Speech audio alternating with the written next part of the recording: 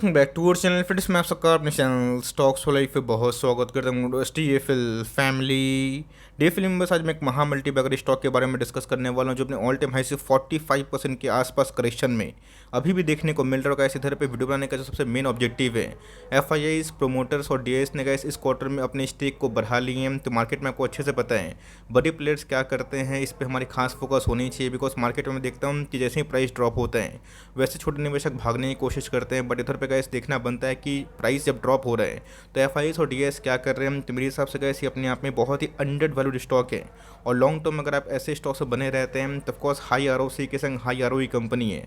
और एक बार gas market में अगर करेक्शन का दौर खत्म होता है तो 6 महीना के बाद हो, साल भर के बाद हो, और रिसेशन का जो फियर है खत्म होगा, तो मार्केट में जब तेजी आएगी तो ये सब कंपनी में लाइक पोजीशन बनना बहुत ही मुश्किल वाली बात हो सकती है। तब चाहे तो सीएमपी में भी इंटरेस्ट ले सकते हैं, फिर Q1 के नंबर्स का ही वेट कर सकते हैं। बट येस, जो अपडेट अभी देखने को मिल रही है, फटाफट अपनी अनबायस्ड कमेंट्री मैं ज़रूर देने की कोशिश करूँगा। चैनल फर्स्ट टाइम होंगे सब्सक्राइब कर सकते हैं इस तरह क्वालिटी कंटेंट को सबसे पहले एक्सेस करने के लिए। Now without delaying any for time, let's begin.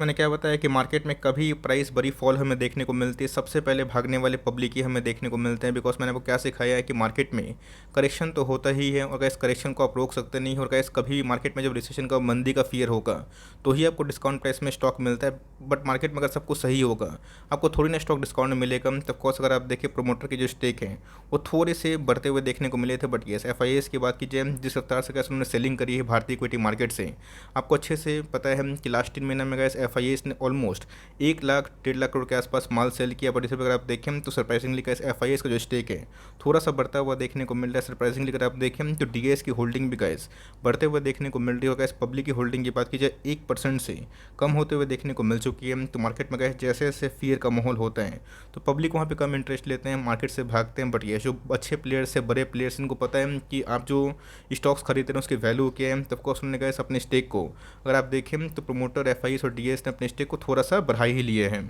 Share के बारे में डिस्कस करें तो 1700 के भाव पे हमें देखने को मिलता है। बहुत गैस एक बड़ा मिसकंसेप्शन है कि 100 के नीचे अगर शेयर है तो काफ़ी सस्ता है। 1700 के ऊपर अगर शेयर ट्रेड होता है 2000 के आसपास तो काफ़ी महंगा है। महंगा सस्ता गैस मत देखिए। कभी कभी ऐसा होता है कि बहुत सारे स्टॉक का लाइक जो भाव होता है 100 के आसपास होता है, बट पी 200 के आसपास ट्रेड करते हैं, तो गलत रणनीति है। आपको समझना है कि कोई स्टॉक अगर बहुत तेज़ भागा है, महंगा है, तो क्यों है, इसके पीछे वजह भी है। तो लास्ट एक कारोबार की बात की जाए, फ्लैट ट्रेडिंग करता हुआ देखने को मिल रहा है। 3000 का स्टॉक अभी के टाइम में आपको 1200 के आसपास डिस्काउंट प्राइस में अवेलेबल ज़रूर है। साल की बात की जाए तो 1 साल में गैस इसने बहुत बड़ा उछाल नहीं विटनेस किया, बट ये 10% के आसपास अगर आप देखें तो इसने नेगेटिव पैसा बना के ज़रूर दिए। एक समय ऐसा था गैस कि अपने आप में अनस्टॉपेबल था, बट मार्केट में करेक्शन के वजह से आप देखें तो एक डाउन ट्रेंड का स्टॉक हमें देखने को मिल रहा है। तो ऑफकोर्स अगर आप ट्रेंड लाइन देखें तो ऑफकोर्स एक लोअर लो की फॉर्मेशन होते हुए देखने को मिल रही है। तो मार्केट में गैस कभी भी करेक्शन का माहौल खत्म होगा, जो कि उसको होना ही है। तो ऑफकोर्स इसमें तेजी का माहौल बन सकता है। 1 साल रिटर्न प्रोफाइल को देख के भागने की आवश्यकता नहीं है। 5-5 साल की अगर आप रिटर्न प्रोफाइल देखें आपको समझ में आ जाएगा कि ये सब कंपनी कैसी हमें देखने को मिलती है। मुझे अच्छे से याद है 600-700 के भाव पे था, मैंने बहुत बार कवर किया था। वहाँ से गैस पैसे 4x और 5x बहुत ही क्विक टाइम में होते हुए देखने को मिले। बट मार्केट में कभी भी करेक्शन का माहौल आता है तो जो वीक हैंड्स होते हैं वो माल निकालते हैं, और मार्केट में गैस ऐसा नहीं कि सिर्फ इसमें करेक्शन हो रहे हैं, बड़े से बड़े स्टॉक्स में करेक्शन हमें देखने को मिल रहा है। बट ये हमारे गैस जो बैलेंस शीट है उसे फोकस होने की आवश्यकता ज़रूर है। एक टाइम हाई की बात की जाए अगर आप देखें तो 10,000% के आसपास पैसे बनाते हुए देखने को मिल रहे हैं। तो ऑफकोर्स गैस और कोई कंपनी नहीं है, दीपक नाइट्रेट, जहाँ पे गैस इस क्वार्टर में एफआईएस और डीएस दोनों ने ही अपने स्टेक को बढ़ा लिए हैं। कुछ आंकड़े हैं जिसका पता होना हम सब के लिए बहुत ही इंपॉर्टेंट है। आपको पता है कि हाल फिलहाल में इनके एक प्लांट में फायर आउटब्रेक हमें देखने को मिला था। फॉर्चुनेटली किसी की भी जान नहीं गई, बहुत ही अच्छी बात है। बट ये सबको पता है कि उनके जो प्लांट को स्थगित कर दिया गया था, जहाँ पे वो अपने काम काज नहीं कर सकते थे। बट हाल फिलहाल में कैसे आपने देखा कि रेगुलेटरी बॉडी सेबी ने, या फिर बात की जाए जो गवर्नमेंट ऑफ गुजरात की बात की जाए, उनको एक्सचेंजेस के माध्यम से इन्फॉर्मेशन मिली कि गवर्नमेंट ऑफ गुजरात ने 50% की कैपेसिटी से नंदश्री प्लांट को चालू कर लिया है। तो ऑफकोर्स गैस मार्केट में आपको अच्छे से पता है कि फियर का माहौल देखने को मिल रहा है। स्टॉक की बात की जाए गिर रहा है, बट येस बड़े प्लेयर्स यहाँ पे अपनी एकोमोडेशन को कंटिन्यू जरूर कर रहे हैं। नहीं करती क्या गैस इस पर आपकी खास फोकस होनी चाहिए। बिकॉज मैंने क्या बताया कि अगर आप मार्केट में देखें लास्ट 5 ईयर्स में जिसने मेगा पैसे बना के दिए उसमें गैस दीपक नाइट्रेट का नाम बहुत ही जोरों शोर से आएगा। रीज़न भी साफ है, बिकॉज इसके पहले गैस कंपनी सोडियम नाइट्रेट और नाइट्रेट में काम करती थी। बट अभी के टाइम में गैस फिनोलिक जो निवेश है इनके बहुत अच्छे बढ़ते हुए देखने को मिल रहे हैं। आने वाले कल में गैस ह्यूज कैपेक्स, और मुझे लगता है कि इसका जो बेनिफिट है हमें लॉन्ग टर्म में बहुत ही पॉजिटिव देखने को मिल सकता है। इसके पहले क्या बताया गया इसके 100-50 के स्टॉक के पीछे बन जाइए। मार्केट में अगर कोई स्टॉक महंगा है तो ये देखिए कि प्राइस ट्रेडिंग कैसे हैं, और उनके अगेंस्ट में कंपनी का आरओसी आरओई कैसा है। 24,000 करोड़ के आसपास की मार्केट कैप है।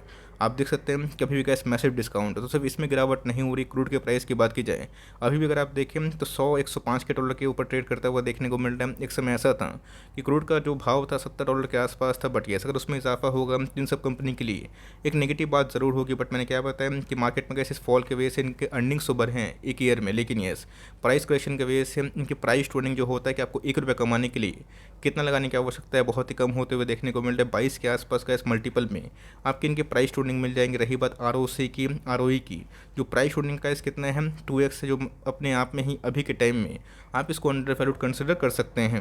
एक साल में पैसे, 2 साल में पैसे 5 गुना हो गए तो शेयर बहुत ओवर वैल्यूड हो गया, ये कोई सही लॉजिक नहीं है। बट मैंने क्या बताया कि आपको समझना पड़ेगा कंपनी के कैश फ्लो कैसे हैं, ROC कैसे है, ROE कैसे है। बिकॉज इसके पहले जिन्होंने दीपक नाइट्रेट को बहुत ही पहले आइडेंटिफाई किया बिलो 1500, तो ऑफकोर्स गैस उनके पास स्किल थी, उन्होंने बहुत ही अंडर वैल्यूड स्टॉक को आइडेंटिफाई किया। और उसके बाद अगर आप देखें 19, 20, 21, 22 में दीपक नाइट्रेट ने गैस हर एक ईयर में मैग्निफिकेंट परफॉर्मेंस करके ज़रूर दिखाया। लास्ट ईयर की बात कीजिए 21-22 में हिस्टोरिक लेवल पे सेल्स हमें देखने को मिल रहा था। प्रॉफिट की बात कीजिए तो मार्जिन कंसर्न होने के बावजूद भी गैस कंपनी ने फर्स्ट टाइम अगर आप देखें जो प्रॉफिट का आंकड़ा है 1000 करोड़ के आसपास हुआ था। तो ऑफकोर्स अगर इनके शेयर प्राइस में 5 गुना उछाल हुआ है तो आप देखिएगा इनके जो प्रॉफिट में भी पिछले 4 सालों में 5x उछाल हमें देखने को मिल रहा है, जो मेरे हिसाब से गैस एकदम विजिबल है। तो आने वाले कल में 10 ईयर्स में याद रखिएगा अगर आपका कंपनी गैस 10 गुना प्रॉफिट कमाता है तो उस कंपनी को 10 गुना क्या 15 गुना होना तय है। बिकॉज मार्केट गैस हमेशा अर्निंग्स पे ही चलता है।